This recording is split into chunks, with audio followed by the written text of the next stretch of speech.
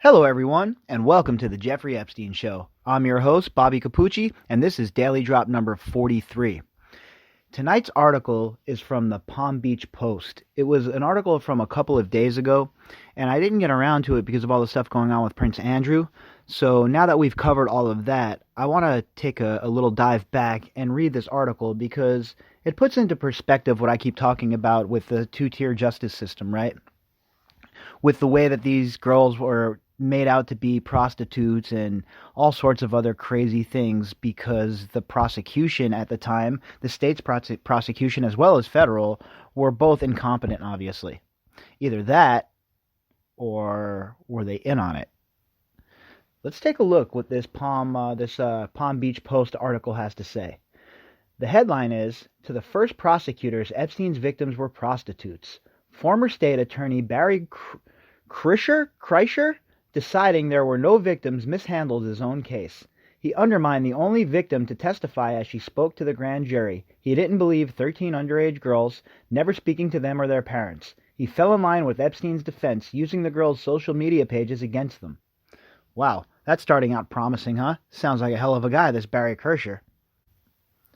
Definitely sounds like the kind of guy that should be in charge of these sorts of cases, right? It sounds like a prosecutor that's really on top of his game. This guy should be flipping hamburgers at this point. Ever since Jeffrey Epstein became a pariah for abusing dozens of teenage girls at his Palm Beach mansion, federal prosecutors have been blasted for engineering the deal of the century for the uber-wealthy sexual predator. But the twisted saga started and could have ended with the official originally handed the case, former Palm Beach County State Attorney Barry Kreischer. The veteran prosecutor set the stage for the international outrage by crippling his own case more than a decade ago, a Palm Beach Post investigation found. Kreischer acted as if Epstein's teenage accusers were prostitutes who eagerly sold their bodies to buy clothes at the mall instead of treating them like local high school girls claiming sexual assault by a man 4 decades their senior. Boy, if you can't rely on the state prosecution to protect you, if you cannot rely on those that are put into positions of power to protect the weaker amongst us and those who can't protect themselves, then who can you depend on to, turn to? These girls brought their case, and they were called liars and prostitutes and everything else in the book. The question is why? Without interviewing the girls or their parents, Kreischer decided he didn't believe them, his investigative files indicate. His lead prosecutor declared more than once that there were no victims in the case, according to documents obtained by the Post. Finally, Kreischer found a secret way to sink the case. He took it to a grand jury where only one victim testified. These guys are always playing games, right? These prosecutors. Unless, of course, it's me or you. If it's me or you, forget it. They'll throw the book at us. They'll go the other way, the opposite way, and they'll go to the mattresses and try and find ways and throw different charges at us that don't even have anything to do with the case. But if you're rich and you're a billionaire and you're raping kids, come on. We ain't even looking into you, dude. You're going to have that donation for us, though, right? I'm going to meet you over at that sandwich shop. You got that brown paper bag, right? 13 underage teens gave police nearly identical accounts of how the politically connected financier, aka pedophile, used his wealth to exploit them. Yet the task of convincing jurors that Epstein was a predator fell on the shoulders of one 14-year-old girl.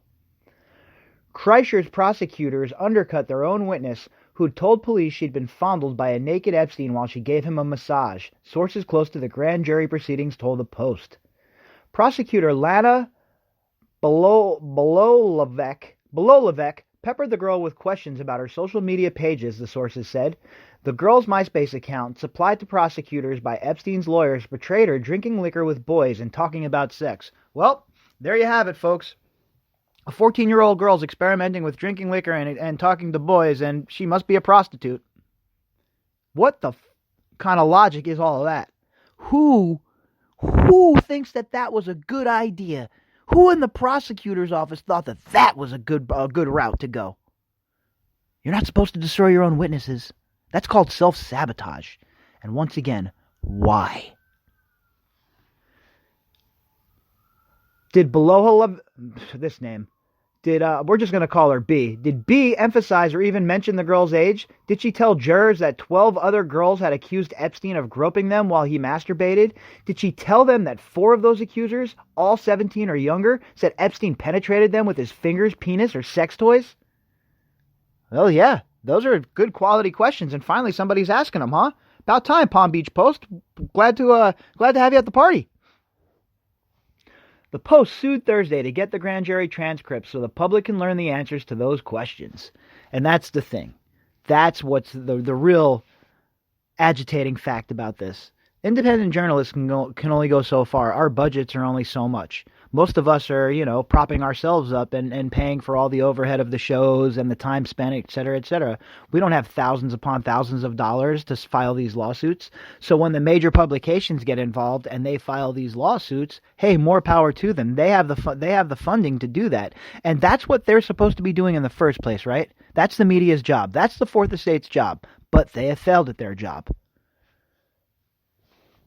Whatever happened, the grand jury was unmoved by the 14-year-old's testimony. They ignored her age and leveled only one charge against Epstein, solicitation of prostitution, what a John recruiting an adult sex worker would face. How is that even possible? Oh, I'll tell you how it's possible. Because he was rich. Because he had powerful attorneys. He had a whole team of connected attorneys led by Dershowitz. That's how it's possible. Someone who's poor, doesn't have that much money, gets caught up in a case like this. You're getting a public defender, and you're sharing a cell on the main line, all right? Dismayed by Kreischer's failure to charge Epstein with child sex crimes, Palm Beach police went to the FBI, and the case landed on the desk of South Florida U.S. Attorney Alex Acosta. 2 years later, Acosta negotiated the much-maligned secret deal that allowed Epstein to avoid federal prison. Kreischer insisted he had nothing to do with the covert pact, but the Post found he played a crucial role as a go-between, talking to federal prosecutors and Epstein's defense team on the eve of the agreement. Newly released documents obtained by the Post show. All right, so another enabler, another high-profile, powerful person enabling Jeffrey Epstein's crimes, and we're just finding out about the extent of his disgustingness now. Why? Because it's gaining traction? Do they think they're going to get some clicks and some viewers because of it? Hey, look, I hope that that's not the case and they truly actually just care about this case. But let's be real here. Where have you been the whole time? Further, the agreement hinged on Kreischer adding a second charge, soliciting a minor for prostitution. Epstein pleaded guilty to both state charges. To Epstein's victims, many poor and from troubled homes, the deal was nothing short of betrayal. By labeling them prostitutes, Kreischer confirmed their beliefs that no one cared about what happened to them. And that is the crux of it all, right? That's what I've been saying. That's how they get away with this stuff, because these girls, they don't have a voice. Nobody speaks for them. Nobody cares. Nobody gives a crap. All right? They're just poor. They're throwaway commodities for rich people to use and abuse, I guess. Well, I'm here to tell you that's over. All right, you know what? I never would have thought that I'd be in the position that I'm in, covering this case the way I'm covering it, coming from the background that I come from, a political background, mainly in the Middle East. But when a case like this falls in your lap and you're a journalist, you have to do the right thing. So I don't understand how these reporters have sat on this stuff for so long, and how a place like ABC sat on this thing. These poor girls, man. I never had a chance for my voice to be heard, said Courtney Wild, who was recruited by Epstein when she attended Lake Worth Middle School. Middle school. All right? You guys listening? Middle school for those of you in the back. My voice was muted by the same government that was supposed to protect me. Yeah, I bet it was. Unfortunately, Courtney, I bet it was. This is what happens. All right? This is what happens when you have a two-tier justice system, when there's a set of rules for them and a set of rules for us. Unfortunately, people like you get caught up in it. People like me get caught up in it. People like the listeners get caught up in it because we have no way to fight back. They could do whatever they want. They can concoct whatever kind of nonsense they want about you. But yet you have a child sex trafficker, or a guy running a rape ring with some of the most powerful people on multiple continents, and ABC doesn't even know who Jeffrey Epstein is? Please. Krischer, a Democrat, retired in 2009 after a 16-year run as state attorney in which he was feted by community groups for being a staunch advocate for sexually abused children. Yeah, he did a really great job, obviously. Another one who had everybody fooled. The 75-year-old West Palm Beach resident, who still has a role at the sheriff's and state attorney's offices, remains tight-lipped about his handling of the chaotic case. Neither he nor Belolovac, a prosecutor on Florida's West Coast, responded to numerous requests for comment. However, Krischer's decade-long silence about his decision-making may soon end. Florida Governor Ron DeSantis in August ordered an investigation into how Palm Beach County authorities handled Epstein. The 66-year-old financier killed himself, allegedly, and pedophile, not allegedly, in a Manhattan jail cell on August 10th, awaiting trial on sex trafficking charges that could have sent him to prison for 45 years. The DeSantis-ordered investigation means Krischer could be forced to finally explain why he didn't vigorously prosecute the man one attorney dubbed the most dangerous sexual predator the country has ever seen. But ABC doesn't know who he is. Who's that? That's a nothing story. We aren't going to run that. What happened when it all took a turn? Initially, Krischer and his top prosecutors were outraged by Epstein's behavior, the former Palm Beach police chief testified. He said, "This is somebody we have to stop," Michael Ryder said of the state attorney in deposition. They were very gung-ho, very let's go, let's do this, Detective Joseph Riccari testified in a 2010 deposition, and then it all took a turn. That's when famed attorney Alan Dershowitz swooped in, weeks after police in late 2005 handed Krischer their disturbing report. Armed with copies of the teens' MySpace pages, really? Their MySpace pages? The Harvard professor seeded doubt about the girls' trustworthiness. The girls said they drank. They hung out with boys. They said they liked marijuana. So because of that makes them untrustworthy, and they should be involved in a child sex trafficking ring because they like to experiment like every other teenager on the planet. Are you kidding me right now? This is disgusting. Krischer, you have some answers, my friend. And Dershowitz? Oh, Mr. Dershowitz, you definitely have some answers to give us. Krischer thought their post on social media, a novelty at the time, destroyed the girls' credibility, Ryder said.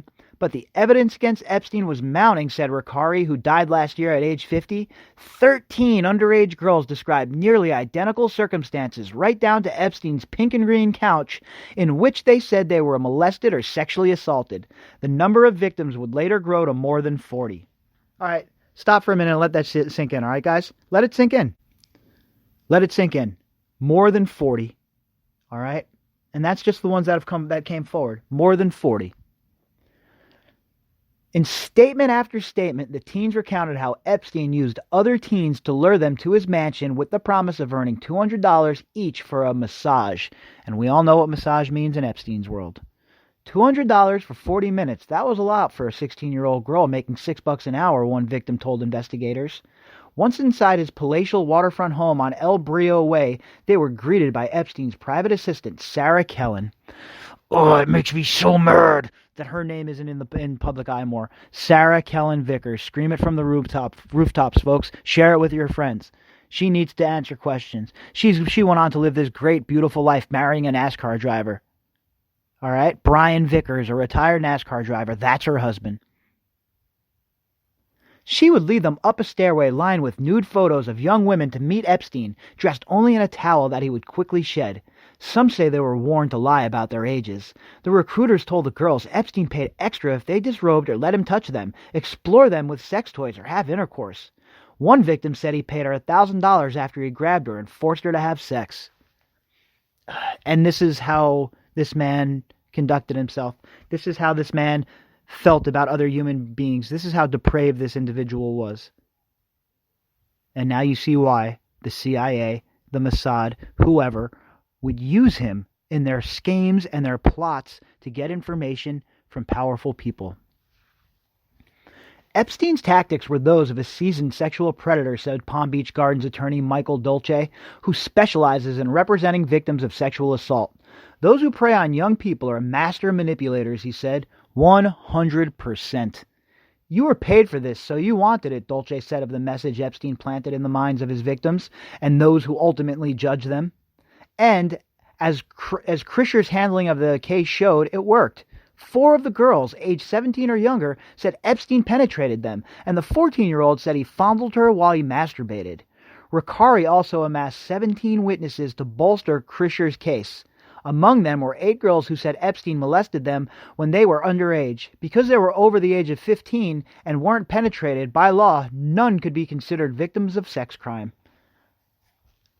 What is going on in Florida? And how isn't that a federal crime?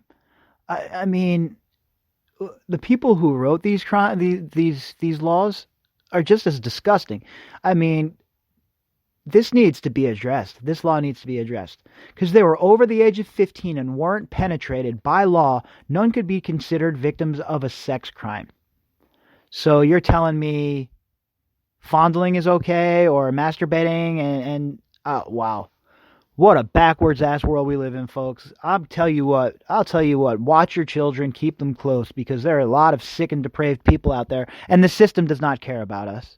These people don't care. Despite Krischer's fixation with the MySpace pages, Ricari pressed on in the spring of 2006, juggling phone calls from anxious victims and their parents with the efforts to persuade prosecutors to file charges. Then, he said, Krischer and his prosecutors stopped returning his and Ryder's calls. Tired of being left in the dark, Ricari visited the state attorney's office in April to find out what was happening. That's when he learned Krischer had agreed to let Epstein plead guilty to felony aggravated assault. Felony aggravated assault, folks, all right? This guy could have stopped him. This guy could have stopped all of this from happening, but no, he didn't. It's felony aggravated assault. That's all. That's it. The most prolific serial rapist right under your nose. Almost like during 9/11, how the FBI had 2 of the hijackers living with an informant and they had no idea. Unbelievable. Just absolutely unbelievable. Under the proposed deal, Epstein wouldn't be jailed, and if he complied with the terms of probation, his criminal record would be erased. Guys, are you guys getting this? All right? If you're not mad yet, if you're not ready to stand up and empty over the table, dump the table over on its side, I don't know what's going to make you guys fired up and get you guys going, because this is some straight up BS we're reading between the article with Andrew today and now this. This is just almost too much. Ricari was incensed that prosecutors hadn't consulted police before offering Epstein such a lenient deal. They asked Ricari to draft an arrest warrant, but 2 weeks later he still had heard nothing. So he put together an arrest warrant charging Epstein with 4 counts of unlawful sexual activity with a minor and 1 count of lewd molestation. The charges, punishable by maximum 30 and 15-year sentences respectively, could have sent Epstein to prison for decades. But nope, they sat on him. They just said, you know what? That's cool. You can just molest whoever the hell you want because you're Jeffrey Epstein and you have a lot of powerful friends. Ricari also crafted arrest warrants charging Kellen and former Royal Palm Beach High School student with the same crimes. Ricari alleged the 2 women recruited and groomed teens for Epstein. Again, Ricari's efforts were greeted with silence from Krischer's office. So you have this cop doing all sorts of yeoman's work, great legwork, great police work. He's doing exactly what he should be doing. Developing the case, finding evidence, and then bringing it to the prosecutor. And the prosecutor craps on it. Unfortunately, this Krischer fella needs to be held responsible, I guess, because it's almost unspeakable to think that he had him and he just let him go. On May 1st, 2006, a frustrated reader asked Krischer to step down from the case. I must urge you to examine the unusual course that your office's handling of this matter has taken and consider if good and sufficient reason exists to require your disqualification, he wrote. Ryder hoped the letter would change the course of the case. Instead, it spun further out of control. How prosecutors buried their own case. Days after Ryder delivered the letter to Krischer, the first lead prosecutor, Delilah Weiss told Ricari that she was off the case because Epstein had hired her husband's law firm to represent him. Belovalavac would replace her. Epstein hired Jack Goldberger, who was partners with Jason Weiss, after he fired Boca Raton attorney Guy Fronstein and Dershowitz. The two were dismissed after persuading Krischer to charge Epstein with only aggravated assault. Epstein wasn't happy with my work, Dershowitz, who was later rehired by Epstein, told the Post. The new attorneys didn't like the deal. If Epstein pleaded guilty to the assault charge, there was a chance he could have been forced to register as a sex offender, his new attorney said. Laws about sex crimes were evolving, and there was no certainty, they advised. Oh, God forbid, a dude that's a serial molester has to register as a sex offender? Oh, stop the press. Somebody help this man out. He's just really having a tough life. When the deal fell apart, Krischer revived his plan to take the case to the grand jury, records show. But even those efforts were fraught with frustration, Ricari testified. We're going to the grand jury. No, we're going to a grand jury. Yes, we're going. No, we're not, he said of the on and off again plans. A scheduled March grand jury in which all of Epstein's accusers were to testify was canceled because prosecutors wanted more time to examine the MySpace pages Dershowitz had provided. Again, Dershowitz. One scheduled for April, when 3 teens were subpoenaed to testify, was nixed, while Kreischer tried to iron out the aggravated assault deal. Finally, one was convened in July. It was a rushed affair. Witnesses got 2 days' notice. One of the 3 victims called to testify was in Jacksonville, her mother told the process server. Then a college student, she never received the subpoena. One, who said she had sex with Epstein, didn't show, a fact Epstein's attorneys later used to underscore their claims that the girls were lying. Unbelievable. That left the 14-year-old girl to take down a man who counted future President Donald Trump, former President Bill Clinton, Britain's Prince Andrew, and other powerful men as friends. Yeah, talk about a battle of David and Goliath, right? A 14-year-old girl against this guy? A 14-year-old girl who had already been abused by this son of a bitch? Boy, let me tell you, she was really up against it, huh? Shortly before the grand jury, Epstein's new legal team turned up the heat on both teens and Palm Beach police. In a June 22, 2006 letter, Goldberger reminded Krischer that they both recently had concluded that no sex occurred between Epstein and the 14-year-old. As you know, it was only at the June 1, 2006 meeting, after 8 months of investigation, that you and I both learned for the very first time, and I believe to our collective disbelief, that the allegation of the girl did not raise the slightest hint of actual sex, Goldberger wrote. Yet the girl had always alleged fondling. Clad only in her bra and thong, she said Epstein put a sex toy in her vaginal area and masturbated in front of her during the massage. Ignoring those disturbing details, Goldberger reminded Krischer that Epstein had paid for and passed a polygraph exam, confirming that no sex had occurred and that the girl had told Epstein she was older than 18. A polygraph exam? That's what we're using now? That's admissible now? Oh, the next paragraph. Lie detector tests aren't admissible in court, and by law, not knowing that a person is underage, even if the child lies, can't be used as a defense in child sex crime cases. Yeah, well, that's a good thing. All right? Leave the kids alone. Life isn't really hard. You know, wake up, brush your teeth, put on some deodorant, don't do methamphetamine, leave children alone. Pretty easy parameters to live by, right? Further notes seized by police from Epstein's mansion, Further notes seized by police from Epstein's mansion told of his continuous claims that he didn't know any of the girls were minors. One note said that a teen couldn't come over at 7 p.m. because of soccer. Another said a girl had to work Sunday but was willing to come later in the week. Monday after school, the note asked? In a desk drawer, police found a copy of one victim's high school transcripts. The younger, the better, was Epstein's mantra, one recruiter said. The younger, the better. And this is the guy that got a plea deal, right? This is the guy that got the sweetheart deal. Interesting. Very, very interesting. What made Epstein so much different from everybody else, from the run-of-the-mill pedophile that got slammed and thrown into the can? Look at the guy Jared from Subway. What made Epstein different? His money, right? But what else? There was something else. Who else was protecting him?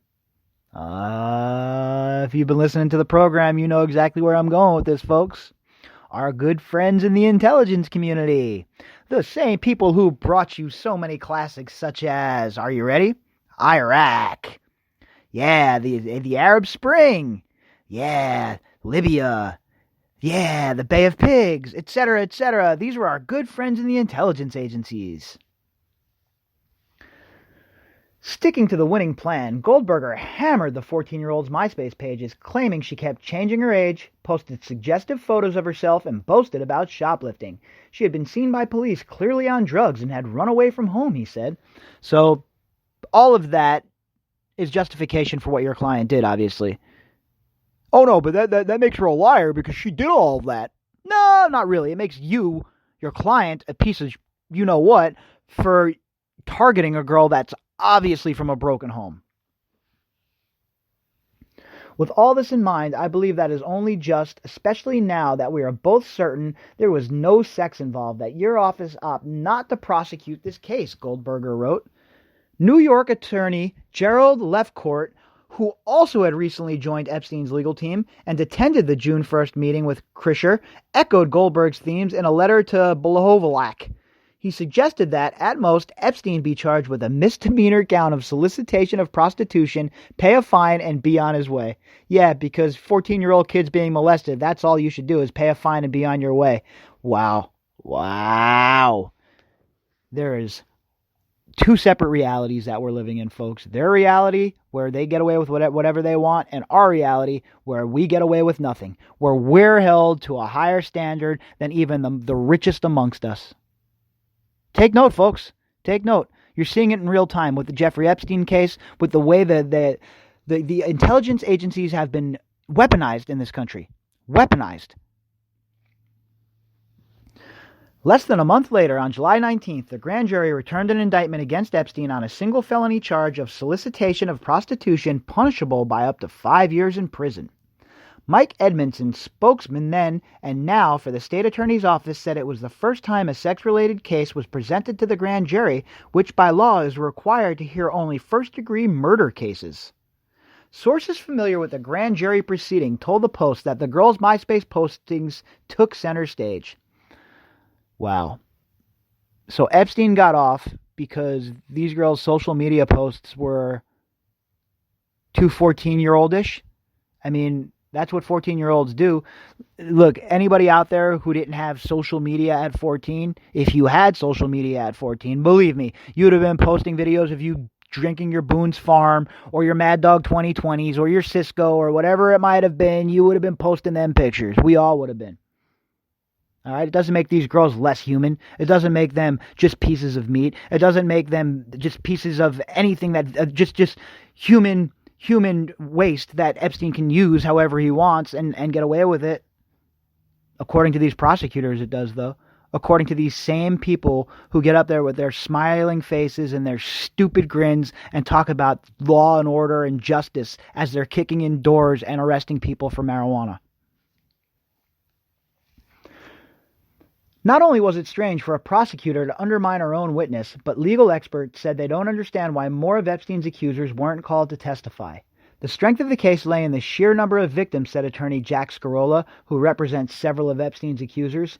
Each of them was telling almost an identical story of how they were recruited, of how they were compensated, how they were molested, the identity of the people who were involved in that process, and it clearly wasn't Jeffrey Epstein alone, Scarola said. This was a very strong case. As a former assistant state attorney who has handled grand jury hearings, Scarola said prosecutors are in the driver's seat. It is said half-jokingly among prosecutors that if a prosecutor wants to indict a ham sandwich, they can get a ham sandwich indicted by the grand jury, he said. And that's a fact. Like I said, these prosecutors have so much power. So much power. I mean, look what happened to Roger Stone. Roger Stone's going to prison for how long? For lying to Congress? Are you bleeping kidding me? I know, he's Trump's friend, and yeah, woo! Stall that. Stall all that out and stash it when you're listening to this program. Any sort of corruption, any sort of misuse of power, any sort of intimidation by the government cannot be stood for. We can't stand by and just let it happen. We can't. Our silence is consent. Ricari said he wasn't surprised the grand jury didn't indict Epstein on serious sex crime charges because the prosecutor had tipped her hand. As she was preparing the case, she made a startling observation to Ricari. There are no victims here, he recalled the veteran sex crimes prosecutor telling him. I had a feeling she was trying to brush this case under the carpet, Ricari said in a deposition. Everybody's trying to brush it under the carpet, from ABC to the prosecutors to the intelligence agents that told Acosta to back off. The decision by the grand jury outraged Chief Ryder. He said he sent letters of apology to Epstein's accusers and their parents saying justice wasn't served. Then he began talking to the FBI in hopes agents could persuade U.S. Attorney Acosta to take the allegations against Epstein seriously. Yeah, you should have to go a little higher than the FBI, boys, unfortunately. Have to go to the CIA and the Mossad and ask them for permission. Ryder said he realized Krischer was a lost cause. For 16 and 17-year-old victims, Krischer told them it was the policy of the state's attorney's office not to charge molestation-type cases or even sex-type battery case when it was consensual. Ryder testified in a deposition. Dolce called both suggestions alarming. To think the country's top prosecutor would unilaterally lower the age of consent or consider that teens can participate in consensual sex with much older men defies both the law and common sense, he said. So it's open season on 16 and 17-year-olds, he asked? No evidence prosecutors interviewed victims. The bulk of Krischer's 2,800-page investigative file contains dirt Epstein's defense team gathered against the teens and even Palm Beach police. The documents the state attorney provided to the Post don't contain any indication that prosecutors interviewed a single victim, not even preparing the 14-year-old for her testimony.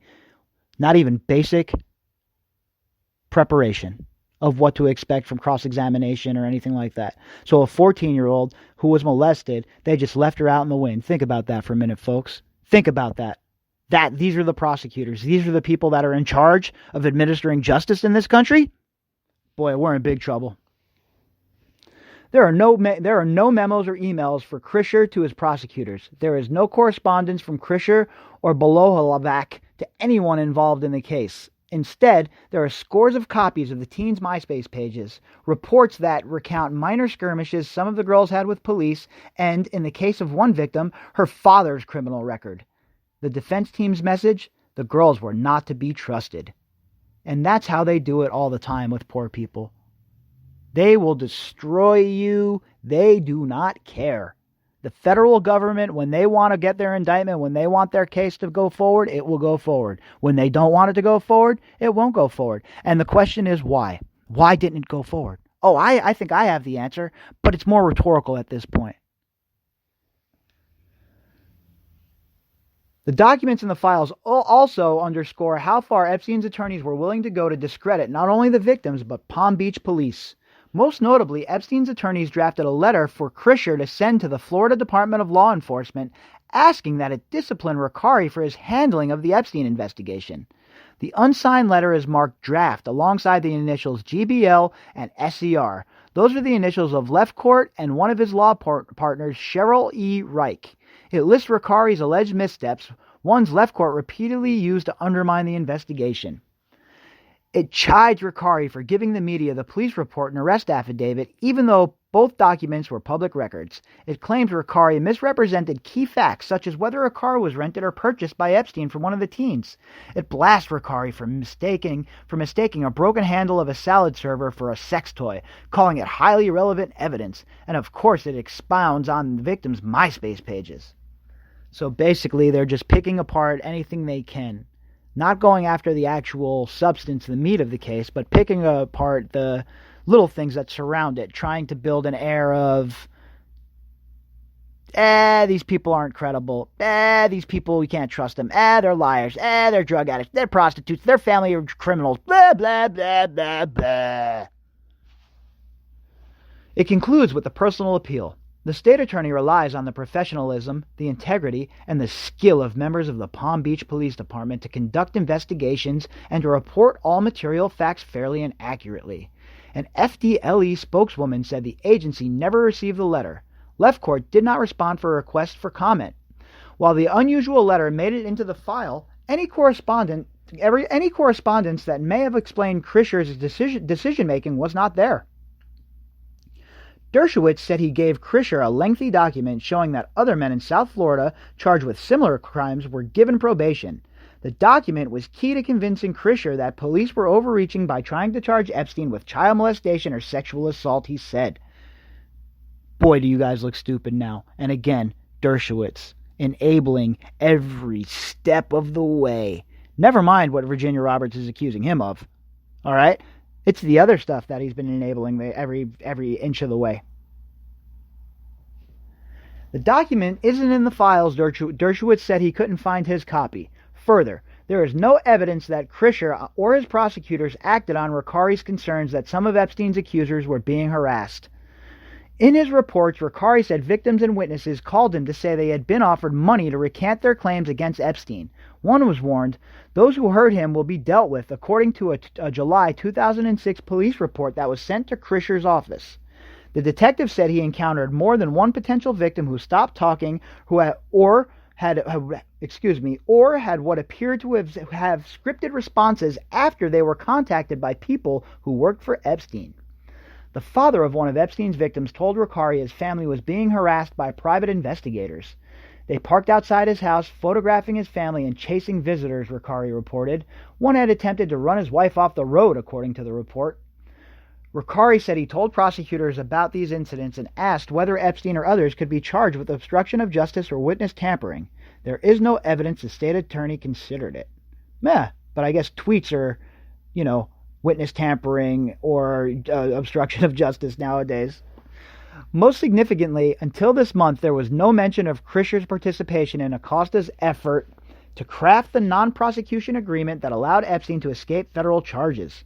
Threatened by the Post's attorneys with a public records lawsuit, officials at the state attorney's office said they looked back at their files and discovered 134 pages of documents and 2 videos that had never been released. The documents leave no question that Krischer was key to federal prosecutors' efforts to put the case behind them. Krischer's part in the infamous deal. Over the years, Krischer has steadfastly refused to talk about the case.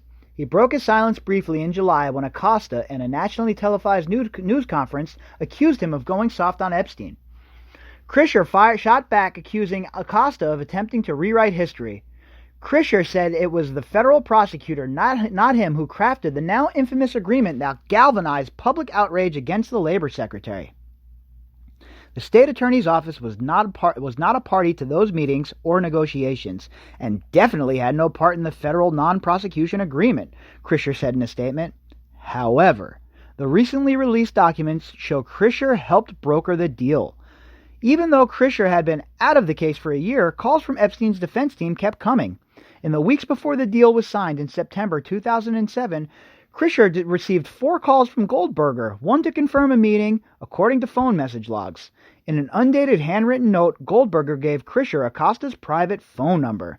Let me know what he has to say, Goldberger told Krischer, because Epstein's defense team needed to finalize the non-prosecution agreement. Further, Assistant U.S. Attorney Marie Villafana, who was handling the negotiations for Acosta, sent Krischer an email warning him that Epstein was having second thoughts. If we cannot reach such an agreement, then I need to indict the case on Tuesday, and I will not budge from that date, Villafana wrote. The main stumbling block was Epstein wanted to plead guilty only to state charges, she said. I said that is fine, but we will need a signed non-prosecution agreement between the defense and us by tomorrow afternoon, and an agreement, at least verbally worked out with your office by Monday, she said. Krischer responded that he had already talked to Goldberger. With gained time, the 18-month sentence promised to Epstein would shrink to 15 months, he said. Glad we could get this worked out for reasons I won't put in writing, Krischer wrote Villafana. After this is resolved, I would love to buy you a cup of Starbucks and have a conversation. I wonder what that means. What's he worried about putting in writing? Could be a million different things, right? Was he told by intelligence too to be careful? Very possible. Over the next 9 months, Epstein made a failed attempt to get Acosta's bosses in Washington to throw out the deal.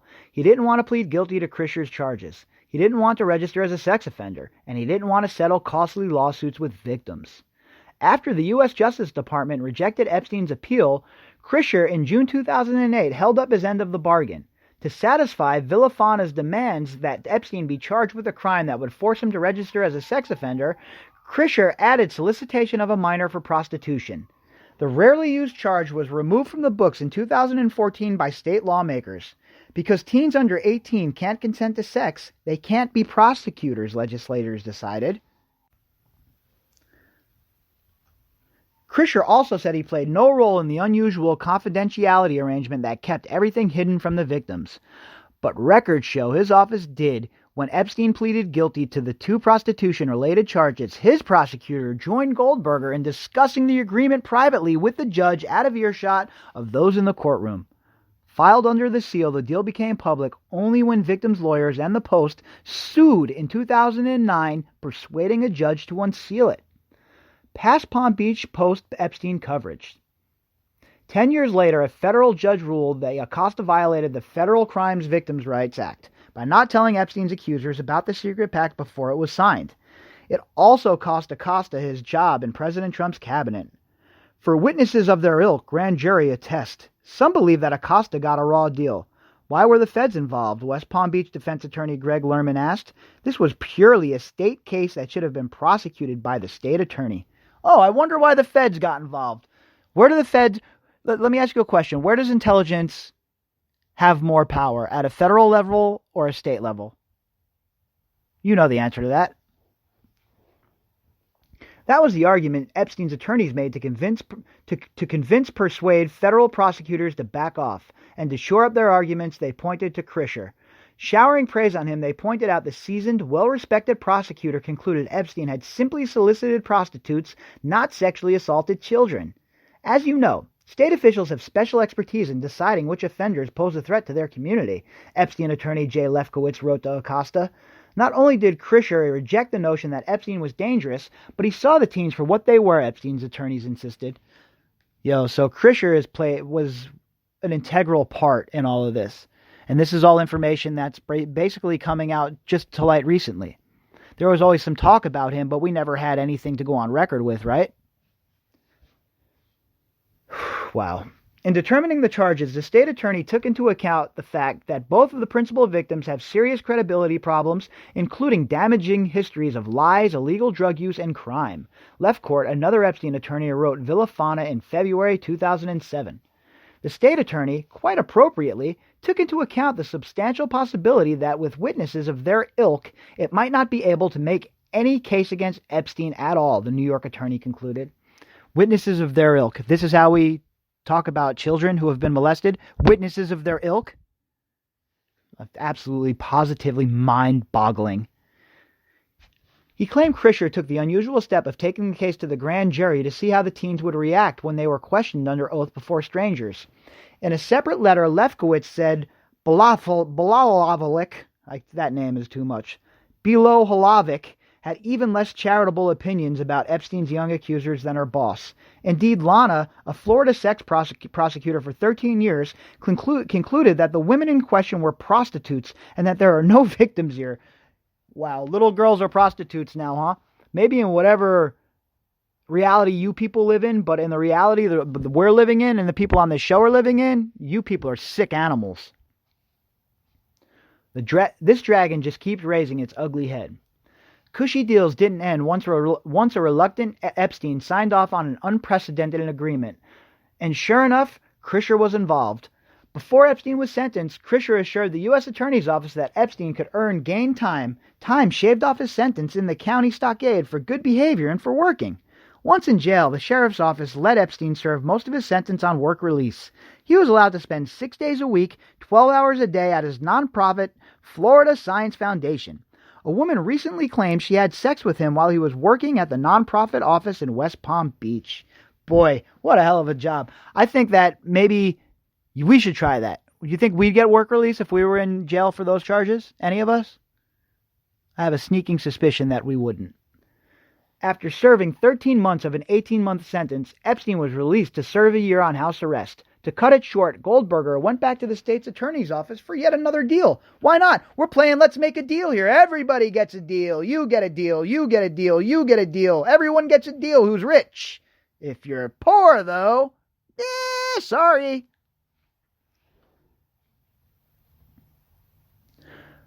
But by then, Krisher was gone, and so was Bilohalavac.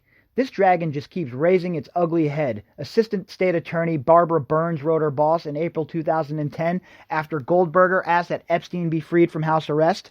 In the email to her boss, Burns marveled at the number of breaks Epstein had received. She said she knew of no other sex offender who had been allowed to leave jail on work release. I don't know how to convey to him any more that I already have that this client is a registered sex offender that was fortunate to get the deal of the century, Burns wrote. Krisher's successor, Michael McAuliffe, said Epstein simply needs to finish his sentence as agreed to in the initial resolution. Now, after more than a dozen years, the phenomenal deal is finally being investigated. DeSantis has given Florida Department of Law Enforcement a year to scrutinize the decisions made by Krisher, and Sheriff Rick Bradshaw, state police, are to examine why Epstein was allowed to leave the stockade to go to work and whether he had sex at his office while on work release, as a woman claims in a lawsuit filed in New York. To Epstein's victims who were denied the chance to see him prosecuted on federal charges in New York, the investigation could reestablish a basic truth.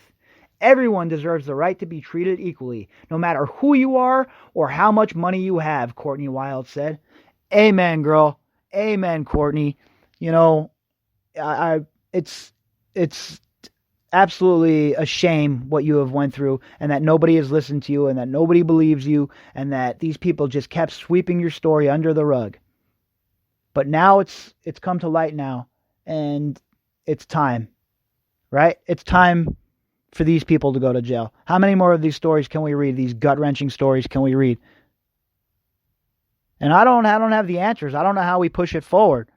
All I know is we have to keep the pressure on. If we keep the pressure on and we force the legacy media to keep this story alive, that's going to force the prosecutors to do their thing. And while I don't think that we're ever going to know every single thing that's happened in this case, I do believe that the information is out there. I do believe that people like Maxwell are the linchpins to this.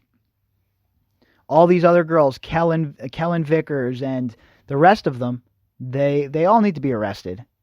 That deal that they got, that was a bunch of BS. That deal needs to be thrown out and they need to be arrested.